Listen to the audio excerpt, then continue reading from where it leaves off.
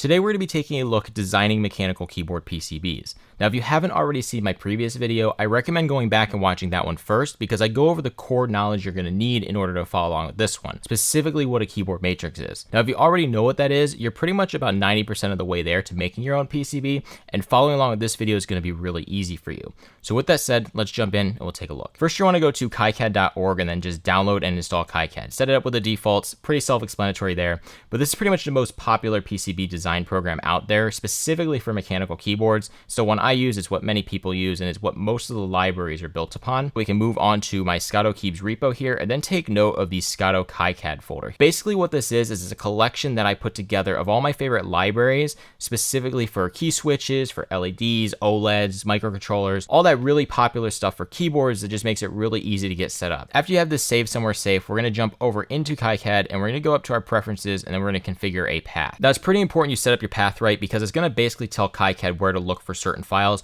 specifically the 3D models. Now a cool thing within this program is that we can actually export our PCB to a 3D file at the end of our design process and then pull that into CAD to design a case around that. So what we're going to do here is just simply press the plus and we're going to name this Scotto keybs _ Kicad. We're going to go over here and then we're going to click the folder icon, and then wherever you save that Scotto Kicad folder, you're going to want to just select that and click open and then click OK. Then we're going to come back up to the top. We're going to go to preferences. We're going to go to manage symbol libraries. We're going to scroll down to the bottom and then click the folder icon. We're going to go back to the directory that we saved the Scotto Kicad folder. We're going to go to the symbols folder. Then we're going to go to scottokeybs.kicad dsym. We're going to click open. We're going to click OK. And basically what symbols are is what Kicad uses within schematics to set up the wiring diagram for your board. That's what we're going to be starting with in a second here. But before that, we have to actually finish setting up our footprint libraries. So we're going to go back up to the top here, go to preferences, manage footprint libraries, scroll down to the bottom and then click the folder icon. We're going to go back to where we saved our Scotto Kicad folder and then go to the footprints folder and select all these to pull them in. Now you can see we have a lot of options in here, and basically I have options for pretty much everything you can think of. So ELP switches, MX switches. It even has these really unique NB switches from Kale and KH switches from Kale. So pretty much anything you can think of in terms of switches out there are in this component library. After that, we're just going to press OK, and we have to install one final thing here, and that's the export plugin for the Gerber files at the end of our design process. Now you could export the files manually by going through a few different menus, but if we just go here to the plugin and content manager, and then we search for JLC, we can install this fabrication toolkit. So just click install on that, apply pending changes. Basically what this is it's just a plugin that you press one button at the end of your design process. It will automatically export and open the folder where it saves your production files. Now what we can do is come up to the top here, go to File, New Project. I'm going to just save this to my desktop as YouTube. And then we want to jump into this file right here, which is the schematic. You can think of the schematic as the set of instructions for your entire board. If you get this right, it's going to make everything else really, really easy because Kicad uses it for things such as air checking and telling you where to wire things on the board. We're going to begin by pressing the A key to pull up our symbol library, and we're going to search for Scotto keybs to pull up that library we just added a few moments ago. Within here, you can see there's a lot of different options, but we're just interested in the placeholder diode and the placeholder key switch right now. So select a placeholder diode. We're going to zoom in here and then we're going to rotate this with R and just place it on our schematic. Then we're going to press A again and we're going to pull in a placeholder key switch. We want to align to create this core component right here, just a switch and a diode. Now what we're going to be building here is a 3x3 macro pad because it's a simple enough example that I can show you relatively quickly, but also complex enough that I can show you all the concepts I want to show you. After we have our core component here, what you can do is just select it. We're going to copy and paste it and then pull it over. But you want to make sure that everything aligns properly on the X and Y. You don't want them offset like this because that will make it hard in a moment to wire everything up. So just pull it over here, paste it again, and this is our first row of our board. We're going to copy these again, paste them down below, yet again making sure they align vertically. We're going to create our second row, paste them again, and then pull it down and make our third row. So that's our core 3x3 grid. Now what we have to do is wire these up, but I first want to show you some weird things with Kicad that might confuse you when you start using hotkeys. So if we come over here, we can see that we're right now on the selection tool, which is the S hotkey. But you can see if I come here on my board and press S, it's going to actually start creating a new sheet. It's a little bit weird with Kicad how it handles these hotkeys because they don't always match what they say. So what I recommend doing is using the toolbar over here to select your tools instead of using hotkeys all the time. So what we want right now is this tool here, which is the wire tool. And you can see it's the W hotkey. If I was just to press W right here, you can see that starts to trace wherever I am. So we're going to use the hotkey by clicking on the right, and we're going to align our rows first. So we'll select this diode here, go straight across. We'll come down to the next one, connect those. and then connect the final one. Now at this point we can move on to the columns. So just simply take the first column here on the pin, pull it down to the bottom. There's the first column, do the next one, and then finally do the last one. And something to note here is you see all these green bubbles. These indicate connection. So you can see that it's connecting on this diode. It doesn't do it on the first path. It just does it on any subsequent ones in the row. Now that's our basic of our matrix. And what we have to do now is wire this up to the controller. So what we're going to do is press the A key, and we're going to pull in just a Arduino Pro Micro. We're going to place this over there, and you can see those are our two base components. At this point, you have a few different options of how you can wire up the matrix to the controller. You could just come in here with the wiring tool, and you could pull a wire from here and kind of do one of these and bring it over to the pin you want on the controller, but that can get messy really, really quickly. So what I recommend doing is coming over here and using this tool called the global label. So we're going to simply add one of these, and I'm going to just name this row 0, and I'm going to put it on row 0 there. So you can see this is connected, and I like to just pull it out like so. Basically anything that shares that same global label, so anything with this row 0 tag on it, will share the same net. A net is basically a path of connections within Kicad. That's the way you can think of it. Now what I'm going to do is just simply copy this global label, paste it on the second row here. I'm going to paste it again and put it on this final row. And then I can double click it to label this as row 1. And I can label this one as row 2. So now we have our 3 rows. I'm just going to simply align these really quick so they look proper. And those are our rows done. Now what I'm going to do is just copy these. I'm going to paste them. I'm going to delete these wires here. And then I'm going to rotate them all 90 degrees. I'm going to pull these to the column. So I'm going to put this one on the column here. I'm going to put this one on this column. And finally, this one on the last column, I'll pull it up to align it. And what I want to do is edit these to be columns. So I'll just label this one column 0. I'll label this one column 1. And then finally, this one column 2. Now you can see this is our entire schematic, and what we have to do now is just connect these to pins on the controller. I'm going to have a separate video talking about how to deal with the code side of things here, but basically at this point you just want to set these up on pins on the controller that you know are free. So on the Pro Micro here, I'm just going to be using D1 down to E6. I'm going to copy my columns, paste them over here, and then rotate them 90 degrees. Do the same with my rows. I'm going to rotate them 90 degrees here. I'm just going to put column 0 on D1, put column 1 on D0, and then column 2 on D4. Do the same with my rows. So if I come down here and grab row 0, I can put this on C6. I can put row 1 on D7, and then finally row 2 on E6. So that's our entire schematic there. At this point, you can save it. And what we have to do now is assign the actual PCB components to the schematic symbol files. Because right now, if we come up to this tool here called the footprint assignment tool, you'll see that all our symbols currently have no association to a footprint with them. Now, the cool thing about assigning footprints from your schematic is that you can actually update and change them later, and they'll update accordingly on your PCB design. So what we're gonna do is select our diodes first, and we're gonna search for Scotto cubes and then diode. You'll see in here that we have two options, a DO35 and an SOD123. We're going to just apply the DO35, and basically DO35s are the typical through-hole diode you'll see, whereas SOD123s are a surface mount diode. They both have a value typically of 1N4148, except the SOD123s are 1N4148W. That's just the value. It doesn't matter as much for keyboards, but those are the typical ones you'll see when building them. But then after that, we're going to go down to the key switches. We're going to select all of these, and we're going to search for Scotto Keybs MX 1.00 for 1U. And we're going to just add an MX PCB 1U. You can see we have hybrid in here, or hot swap. I'm doing through-hole ones here because it's the most simple example I can show. We'll apply that. We'll click Apply, Save Schematic, and Continue. And then we'll close this window here. And then we can press this green button to open the PCB editor. Before we start designing the PCB, I wanted to just quickly mention that I'm only showing you an example with a 3x3 macro pad. You're going to need to be able to take the knowledge I show you here today and apply it to whatever you're designing. I can't really tell you how to design your board because, well, it's your design. We're first going to come up to this button here, and we're going to click Update PCB. Now what this will do is pull in all the footprints that you link to symbols in your schematic. And like I mentioned earlier, this is really cool because if you change that schematic, you can just use this button again to update your PCB accordingly. Now we're just going to place these in the middle of the board, and the first thing we need to talk about is the grid system. So if we come up here, you can see we have this grid option. We have a bunch of different preset ones, but this will be highly specific depending on which switch you choose. So for example, I'm using MX switches. They have a spacing of 19.05 millimeters. So I come down here to edit user grid. I type in 19.05, 19.05, And now you can see that all these switches are moving on that 19.05 grid. Now this will change depending on what switch you're using. So if you're using a chalk, it could be 18 by 17.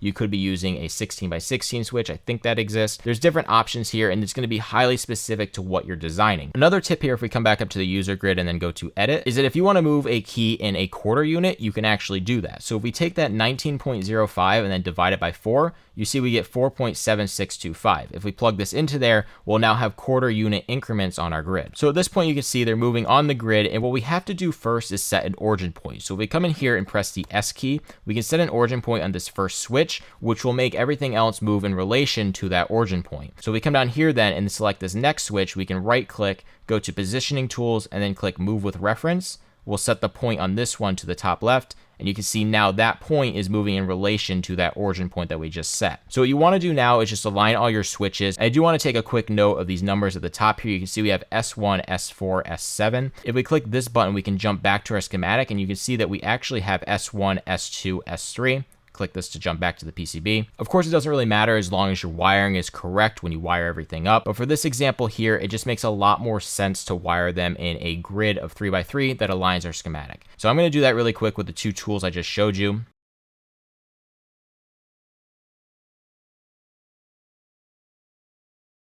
So you can see I just quickly move those into the proper position. So we have S1, S2, S3, which if we jump to our schematic, S1, S2, S3. And now the next thing we have to do is position our diodes. Now what I like to do for these is go up to my user grid and then edit it. And I like to do these in 1/8 degree increments. So if I go to 19.05 divided by 8, we get 2.38125. So 2.38125, we'll just copy and paste it in the bottom one. And now you can see that if I move a diode, it's moving in 1/8 degree increments, or 1/8 unit increments in terms of an MX switch. Now what I'm going to do is select my diodes, and I'm going to rotate them with the R key so that they're facing downwards with the line. This is what I mentioned earlier in the video, where if you don't understand a matrix or how a diode works, go back and watch my last video, because that's kind of crucial to understanding this part. But with that said, if we look here, we have D1, and if we look at our schematic, you can see we have D1 connected to S1. Now the other thing here is that you'll see if I move this over, it's telling you where everything should align with this blue line here. This is actually called a rat's nest. So if we come on the left side here, you can see this button here where you can turn it on or off and hide the connection points, but obviously leave that on because it will tell you where stuff goes. But what I'm going to do is I'm going to right click this, and I'm going to use that same tool from earlier, the move with reference. I'm going to select the point right here, and I'm just going to align it right in between the board, between the pin and the diode right here. Now, another really cool tip here that I could give you is because you can't really tell where stuff is positioned currently on this. If we come in here and go to the top and go to View, 3D Viewer, we can actually see a 3D view of our PCB here. Now you can see this diode is actually on the front of the board, and I want my diodes on the back. So what I'm going to do is go back here, I'm going to click the diode, and I'm going to just press the F key to flip it. Now if we go back to that 3D viewer, you'll be able to see that that's on the back of the board now. So I'm just going to do that for all my diodes. I'm going to position them in basically the same spot. Like I said, this kind of depends on whatever you're designing, so do it based on your design. But typically with these diodes, you'll place them in a position like that where the pin can kind of go right into it, and then you connect the row right below it.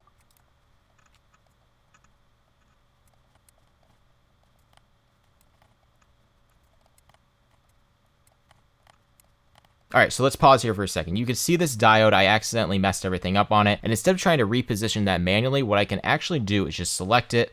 I can select this, delete it, and then I can click the Update PCB button again, update my PCB, and it'll pull that diode right back in, so it's ready to go, and I don't have to manually edit anything there.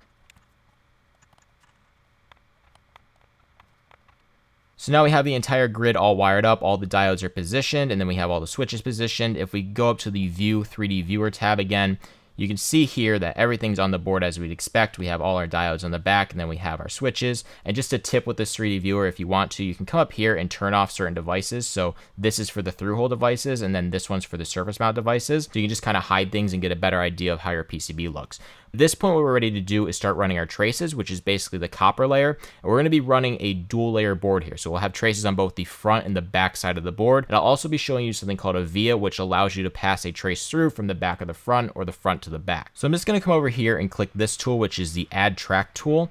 And I'm going to click on my switch pin, and then you'll see that that highlights where this connection should go. Like I mentioned earlier, if you get your schematic right, everything's going to be a breeze when you go to wire it up in the PCB editor because it's all based on that schematic. So I can simply connect this and then proceed to the next pin and continue on to do the rest of them. Now at this point, what I want to take note of is the color of these traces. We're running a dual layer board here, so we're going to have two different copper layers. What we're on right now is the front layer, and you can look up here, we have two layers. We have F.cu and then B.cu. Basically those stand for front copper layer and back copper layer. So if I want to run a trace on the back copper layer, I can select B.cu, and then what I'm going to do is connect my columns like so. So I'll click this one and I'll run it down. You'll see that's a blue line, and that's connecting my columns on the back copper layer. Now, if we look at our 3D viewer here, we can actually see that. So if we open our 3D viewer, you'll very faintly see the line right here for the back copper layer. And then if we look up front here, we'll just have to hide our components really quick. You can see that the diode is connected right there on the front layer. So you can see that is going over. Now, what I like to do is wire up my columns and rows first, and then proceed on to wiring those into the matrix. It just makes it a little bit easier to position everything. So I'm going to wire up my columns real quick, and then we'll be back in just a second. So now you can see everything's wired up, and on the front layer, we're doing the diodes. So we have the row right here, another row here, and then the third row down here. And then on the back layer, we're running the columns. Now, something common you might want to do is run a trace over another trace. And you obviously can't do that if they're on the same layer because they'll be colliding with one another. That's where something called a via comes into play. So we come in here and then switch to the back copper layer and try to run a trace from this second pin and then run it this way. You can see that Kicad tries to auto route it around this pin here. But what we can do is come down here, press V to activate a via, click to add it, and then now we're on the front copper layer with that red layer. So once we're over that, we can press again, we can press V to activate another via, and then now we're on the back copper layer yet again. Basically all a via is it's just a little tiny hole in the board with copper on it, and it allows a path to be passed from the front to the back or the back to the front. So now I'm just gonna wire up my controller to all my rows and then columns on my board. This is another one of those things that I can't really tell you exactly what to do. I can just kind of show you what I did here, and then you can apply the knowledge I taught you in this video to your own board. So I'm just gonna quickly run these.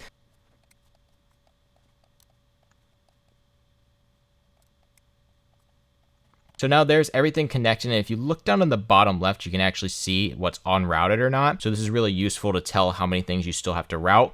But what we're going to look at now is called error checking. So if we come up to this icon here, we can click it, and then we can just run DRC, so Designs Rules Checker. And you'll see that we have one error. If you had any other issues like unconnected items or things were within tolerance issues, it would tell you in here and you'd be able to fix them. But this error here, a board has malformed outline, basically means that it doesn't know where to cut the board on the PCB design. So what we're gonna do is just come in here, and we're gonna just add an outline to the entire board. We're gonna click this tool over here, which is just a rectangle, and you'll see this selects our edge cut. If it doesn't select that, you wanna go to edge cuts. And then all we're gonna do is just create an outline here. Now, if we run that design rules checker again, you'll see that this error will no longer be in here. So we no longer have that violation. We can close this down. And then if we go to our 3D viewer again, you can see that we have a board laid out as such. Now you can do whatever you want with those edge cuts and make the board look as pretty as you want, but for this example here, I'm just keeping it as a square. And what we have to do now is finish the board off with what's called a filled zone. Now I don't believe you have to do this, but it pretty much just makes your traces look a lot prettier, and it kind of inverts the copper layer. So on the left we have our PCB, and on the right is just a 3D viewer. You can see the traces running right here, and basically this is copper and then the rest is no copper. So only the trace in how it's set up right now is a copper layer. But what we can do is select this tool here, which is the Add a Fill Zone tool. We can select it, and you want to make sure that you're on the front or the back copper layer. If you're on a different layer, it will kind of give you a bunch of options, so just make sure you're on either the front or the back. But then what we can do is just click outside of our board, and you'll see it pulls up this window. We basically want to select both front and back copper layers. We'll click OK, and then we'll just drag this around our entire board. Now once you get this, you're going to press the B key, and that will create a filled zone. You'll see it will change to this color. And then if we look at our design here, you can see that now our traces are much more substantial. Basically what this does is just isolates our traces from the rest of the copper instead of just only running our traces as copper. So you can see this here is actually our silkscreen solder mask layer, and then in between is copper. So this is copper here, this is copper, and then this is also copper. Now at this point, we're ready to export our PCB for fabrication, and because we added that plugin at the beginning of this video, all we have to do is come into here, click this button, and you'll see that it opens up this folder, and you get this youtube.zip file. At this point, your PCB is ready for production, but I did just want to take a look at ordering a PCB and what goes into that, and look at one setting in particular that would drastically change the price of what your PCB will cost. So all I have here is my PCB uploaded to one of the numerous PCB manufacturers you can find online, and really all these options are pretty self-explanatory, but the most important one here is the surface finish. Now we have two options here, HASL and ENIG. The difference between these is that HASL is the most basic and most affordable option. It's basically just solder over the pads, and it technically isn't the prettiest surface finish, but you won't really be able to tell this on an actual keyboard when you look at it. ENIG, on the other hand, if you look at our price here. Right now with HASL, it's only $2. If we switch to ENIG, you'll see that shoots up to $18.20. And what this is it's actual gold that's on the pads of the PCB. Now this is useful for things that have really fine pitched components that you won't likely use in a mechanical keyboard. It just really dictates if you want a silver or a gold pad. It's really just a cosmetic choice. After that, everything else here is pretty self-explanatory. You can order your PCB and then in a few weeks you'll have it and you'll be able to build your board. So that's basically the entire process to design a PCB from start to finish. Now, the next video in this series is going to be covering how to set up the firmware because that's really the final step from this, but at this point you should be comfortable enough that if you dove into the documentation on QMK on your own, I think you'd be pretty fine there. Now, if this video did help you, comment, rate, and subscribe as usual, and I'll see you next time.